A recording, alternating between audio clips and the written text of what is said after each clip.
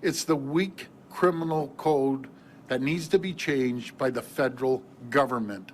Well, it doesn't take Doug Ford long to lash out at the federal government, and he's not doing it over the obvious choice of being abandoned in the face of Donald Trump. He's doing it over the cause of self-defense. Welcome back to the Canadian Shield. My name is Sterling. Doug Ford made another whistle stop in southwestern Ontario, offering funding for training. Personally, I believe that he should have been offering funding for training years ago, but there's a lot of things that these governments have not been doing over the course of years that I would tell you they should have been doing. However, because there was a situation in Ontario where someone who had their picture taken with Doug Ford was grievously harmed in a home invasion, the question came up again about this self-defense. And now everyone, the media and Doug Ford included, are trying to turn this into about castle doctrine. But the statute is bigger than that, right? It's about self-defense. So we must be careful as a culture to ensure that we craft this message in a way that we feel comfortable with. Because then all of a sudden, if you're not in your own house, you don't have the right to defend yourself. This is the kind of thing that a lawyer likes to get a hold of. Of course, because Doug Ford knows that he got abandoned by Mark Carney, and Mark Carney surrendered to Donald Trump and took right off. He's got some revenge on his plate.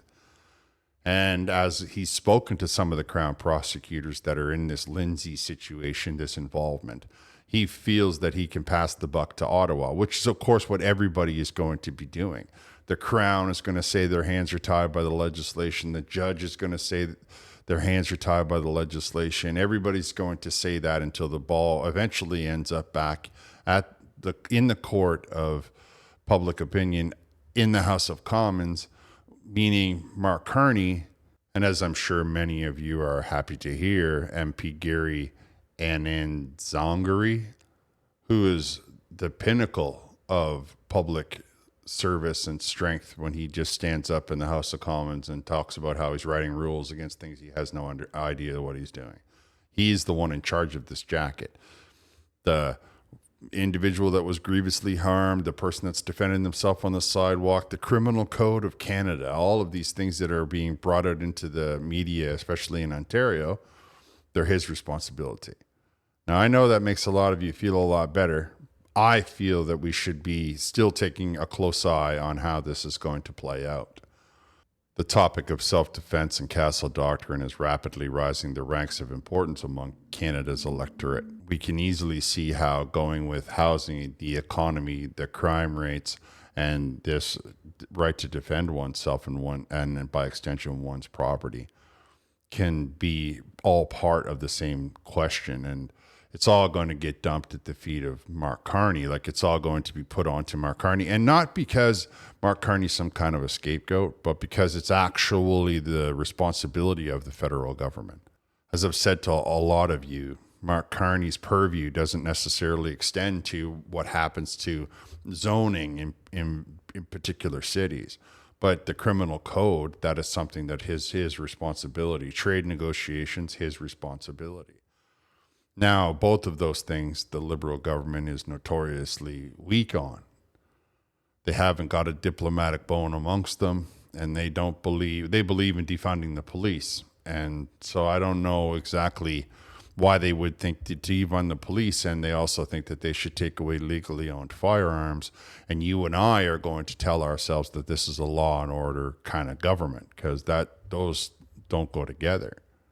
Doug Ford, I believe, is trying to get a little bit of revenge against Mark Carney, so he keeps trying to deflect questions about Lindsay and about this recent home invasion and about all of the ones that transpire across southern Ontario especially.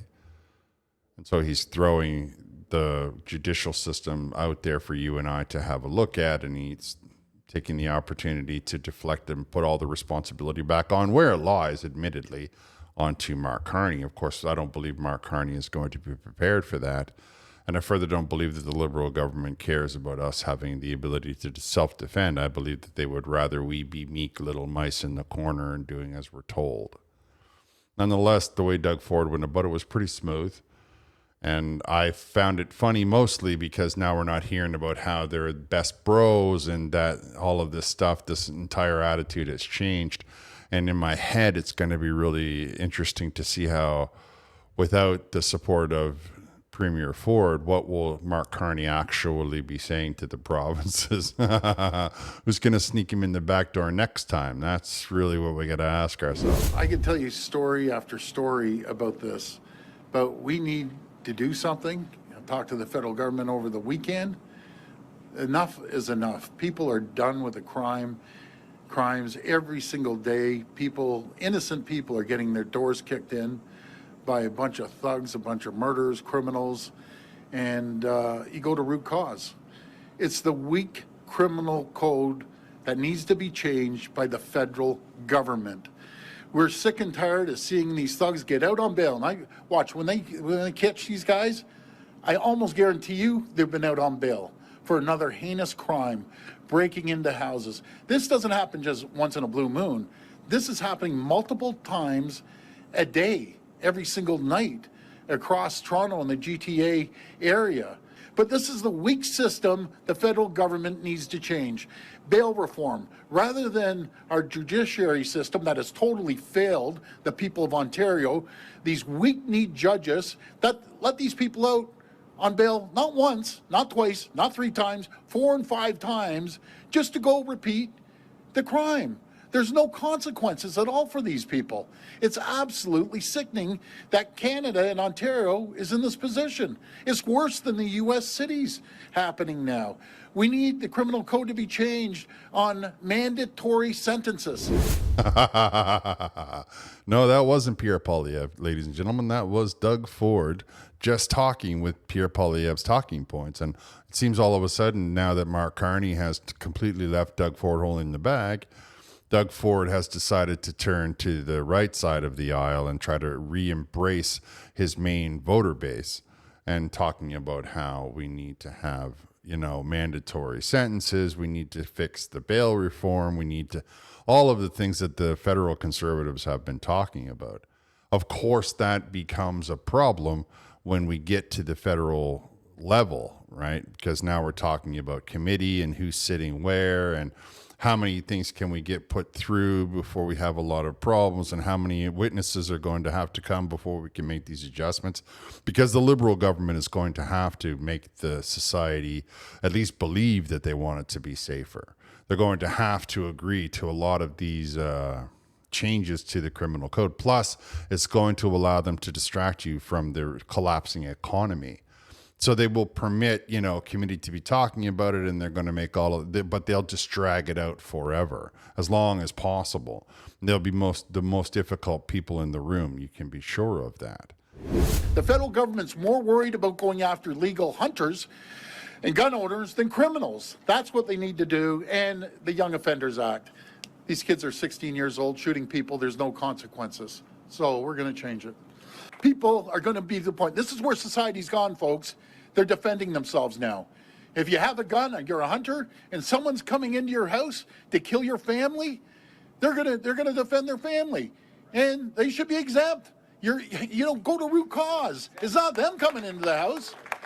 It's ridiculous. You know something? I have a saying for the folks that are defending their homes. I'd rather be judged by 12 than carried by 6. It's a disaster right now in the justice system, and I'm going to be all over the federal government, just all over. Well, there's a wrinkle that I wasn't expecting, that Doug Ford would tell people in a very quiet way that he supports them defending their homes, right? Judged by 12 rather than be carried by 6.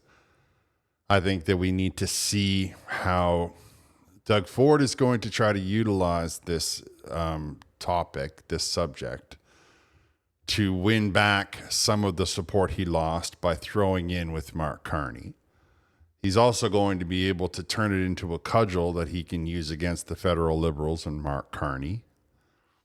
This is going to give Pierre Poilievre and the Conservatives a golden opportunity to expose all of the things that they've been talking about now for over a year. The federal conservatives have been saying, listen, there's a problem, probably longer than that. There's a problem with bail reform is required. You got people getting out on C5 and C75, and I could bore you with the details, but because I watched the House of Commons, I've seen the debates and I've seen the things, the slippery things that the Liberals like to say.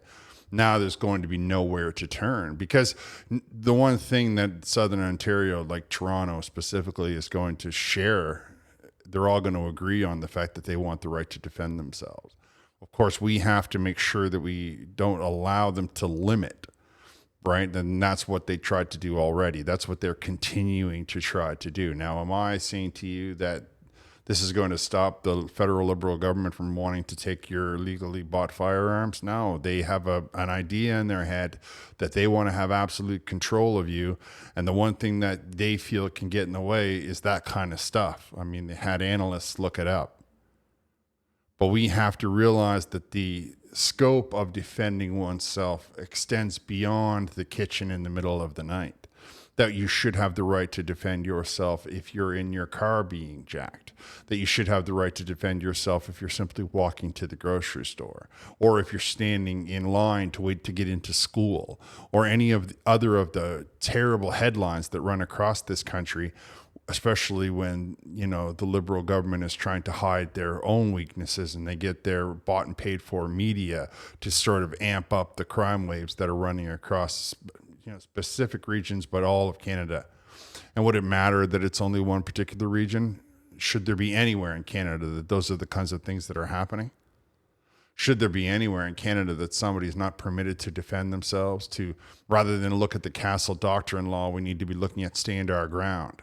That we have the right to defend ourselves no matter where we are, no matter what the circumstance, no matter what the situation.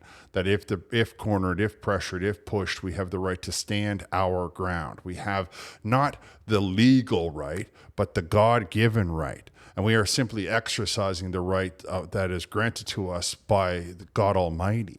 And why should we allow the federal government to limit that? Because it makes for bad paperwork, or because they think that somehow things will get out of control? Things are out of control. I don't know where in their minds they believe things are in control. Now, I don't want to go too far up on that soapbox in this particular video. I think that we all need to see that it's coming. It's only a couple of weeks away until this is one of these ticking time bombs that's going to explode on the Liberal bench, and it's going to make the Liberals look even worse. The economy's tanking, crime rates are rising. And of course, now we have this other wrinkle of, hey, not only should you be letting that guy from Lindsay off without a single solitary charge, but we as a culture believe that it's time that self-defense was permissible. And one of the first things that we need to do is, as a result of that, is to allow stores to sell pepper spray and tasers. But I suppose that's a different topic. I'm going to wrap here. I want to thank you for listening. I'll talk to you next time.